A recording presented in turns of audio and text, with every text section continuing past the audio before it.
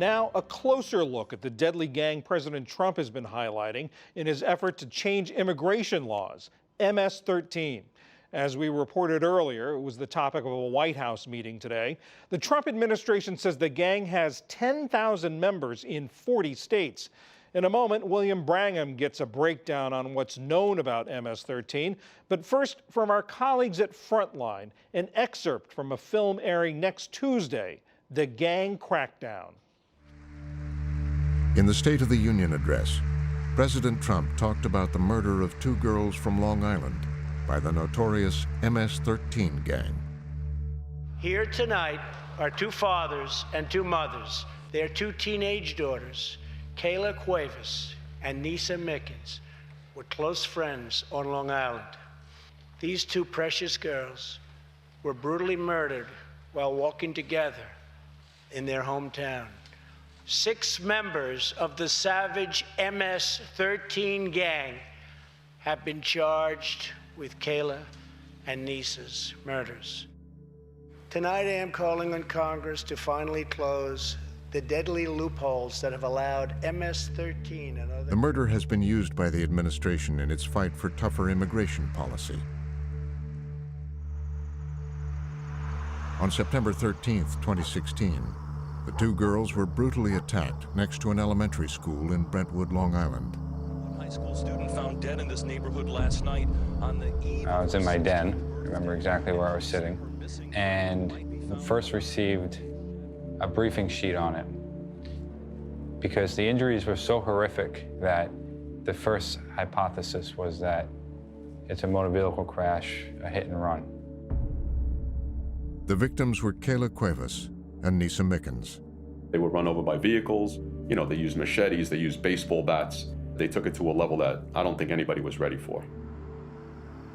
Their bodies were disfigured. One of them was found in the street, the other behind some homes, and there was no apparent motive other than they might belong or be friends with members of some other gang.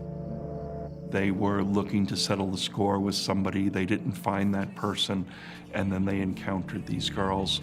One of them had apparently taunted them on Facebook, and so they killed her, and they killed her friend just because she was there with her. This set off a chain reaction because for the very first time, you're not seeing rival gang members being murdered. And that usually was what was happening. Now you have two girls viciously and senselessly beaten and murdered. And that's when the Suffolk County Police went into overdrive. These two teenage girls, an act of savagery on this community, and they're asking for the public's help. Relations between the immigrant community and the Suffolk County Police have long been fraught. In announcing a $5,000 reward for information leading to an arrest, Getting the community's help would be challenging. The police department in Suffolk County had created a climate of fear. People in the county who were Latino felt intimidated in going to the police. People were afraid to come forward. People said that they had been mistreated by the police, and they were very frightened that rather than take their claim seriously, they'd simply be dismissed or maybe suspected of being in a rival gang. 4 members of the MS-13 gang were charged in connection to the September slayings of Nisa Mickens and Kayla Cuevas. It would take 6 months for the police to find the suspected killers. In March, law enforcement officials announced they had found them. Among those arrested was a young Salvadoran who was one of the leaders of a local subgroup of MS-13 known as a clique. They called themselves the West Side Sailors. His name is Jairo Sáenz, and he went by the alias Funny.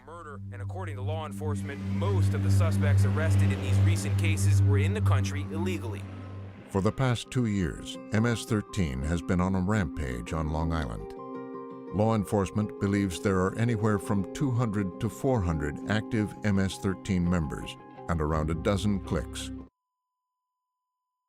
So let's look a little bit more about what's known about MS-13, its origins, and how this all ties to the politics of immigration. Jonathan Blitzer has been reporting on MS-13 for The New Yorker magazine. Welcome to the NewsHour. Thanks for having me. So tell us, just how big of a problem is MS-13 nationwide?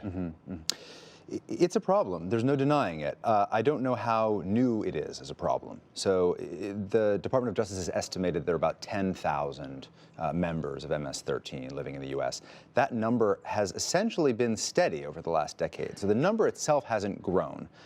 There have been cycles of violence and sort of occasional spikes and ebbs in the violence, and there are all kinds of complex factors that account for why that has been. And so at the current moment, we're definitely seeing a spike in violence, there's no question. But it's hard sometimes to assess the best ways to approach the gang because it's very sort of loosely organized. There are these sort of local cliques that tend to present themselves in individual communities, but there isn't some sort of obvious nerve center where, you know, if law enforcement goes after certain leaders, then there'll be a kind of consequent reduction in crime. It's a hard problem to combat precisely because the gang itself is so diffuse, so loosely organized, and so deeply entrenched in individual communities. I mean, it seems that if you wanted to pick out an example to drive the push for tougher immigration laws, they're almost the ideal boogeyman, right? This makes sense why the president talks about them so much. Absolutely. I mean, it's a talking point that writes itself from the president's standpoint. I mean, the acts of violence, the acts themselves are horrific. I mean, victims are killed with baseball bats, with machetes. I mean, they're gratuitous, heinous acts of violence. And if you're a president who's really trying to push a kind of law and order message and trying to yoke that message to tough immigration reform, you have a bit of an empirical problem generally because immigrant communities tend to see much lower levels of crime than communities that are full of American citizens. So immigrants themselves tend to commit crimes at lower rates than American citizens. But this is one example where the crimes themselves are kind of outliers in terms of what the trend is. But the examples are, of course, so dramatic and so bracing that they tend to dominate the debate rather than the actual facts. The president keeps talking about them as monsters and animals and talks about how our streets are running with blood because of them. Whether this changes the debate or changes actual federal immigration policy, what is the impact of that kind of rhetoric with regards to the gang? Yeah.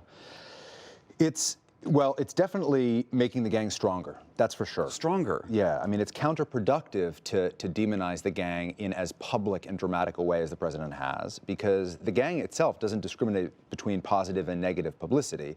And the more threatening the gang sounds, the easier it is for them to recruit, to intimidate, to get away with crimes because people are scared to report them. So if the president is out there day in and day out saying MS-13, MS-13, they love that? Yeah, it helps them.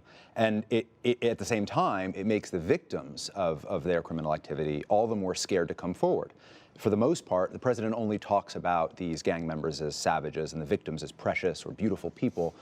What's so striking about the situation is that most of the victims tend to be either immigrants themselves or the children of immigrants. And so the president himself discriminates between the victims and the perpetrators of these crimes, but of course he tars the entire immigrant community by using this talking point in the way that he does. And so people are scared, legitimately scared of coming forward. If they're undocumented, you're coming forward at a moment to maybe report crime related to gang activity in your community, but you don't know how immigration authorities are going to respond. At this point, the crackdown on the communities themselves, where the gang members and their victims live side by side, the crackdown is so indiscriminate that a lot of the victims are actually trapped between the gang violence on the one hand and immigration enforcement on the other. And the president is largely driving that wedge. The president has said that MS-13 is a perfect example of why he wants to change the three main issues on immigration reform. He wants to build a wall, he wants to end family migration, and he wants to get rid of the visa lottery. Does your reporting indicate whether any of those things would actually address the problem of MS-13? I'm glad you asked. It is a total bait and switch. I mean, none of those issues have really anything to do with MS-13. Those are all the things that the president is pushing. In terms of reforming aspects of the legal immigration system, that's its own sort of separate area of reform. The gang crime we're talking about has to do with mostly people who are living as undocumented immigrants already in this country. The gang, as I said earlier, has existed in this country for years and years. It actually began in this country. So building a wall isn't necessarily going to prevent the gang from continuing to exist where it has since the 1980s. And so he's kind of heaping all of these things together. And the idea is to create such a sense of fear and anxiety about immigrant crime and about immigrants generally that you'll feel like, okay, we have to buy into this broader reform agenda. But the reform agenda is not even notionally tailored to respond to this particular problem. Jonathan Blitzer of the New Yorker magazine. You can see all of your reporting on their website. Thank you very much. Thanks for having me. And coming up on Frontline on Tuesday, February 13th, you can see their report on MS-13. It's called The Gang Crackdown.